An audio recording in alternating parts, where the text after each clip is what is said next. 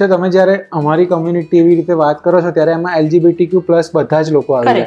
સો તમને લોકો જ્યારે અપ્રોચ કરતા હોય ત્યારે કેવી રીતે અપ્રોચ કરે? લાઈક કોઈ ઇન્સ્ટાગ્રામ પર મેસેજ કરે કે કોઈ આવીને મળી જાય, કે એ લોકો કદાચ ક્વેશ્ચનેબલ તબક્કામાં હશે ત્યારે એમને પણ રિયલાઇઝ નહીં થતું હોય કે ના હું બદલાઈ રહ્યો છું કે હું આવો છે કે નહીં. તો એવા કોઈ કેસીસ તમારી જોડે આવતા તમે પર્ટિક્યુલર કોઈ કેસ વિશે વાત કરી? સો અમે GQPFમાં જે કામ કરીએ છીએ, સો અમે લોકો સ્પેશિયલી અમે લોકો યુથ જોડે કામ કરીએ છીએ.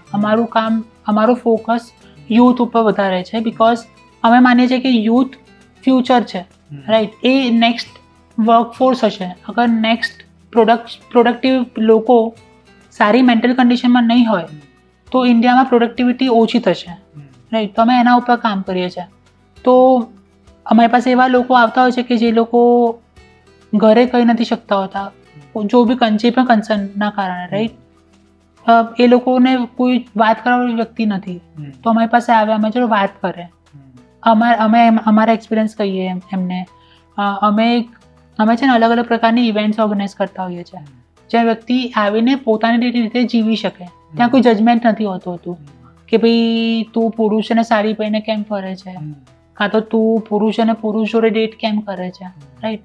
સો જે પણ વ્યક્તિ આવે છે ઇવેન્ટમાં, તો એ સાયકોલોજીથી આવે છે કે અહીંયા હું મારી રીતે જીવી શકીશ.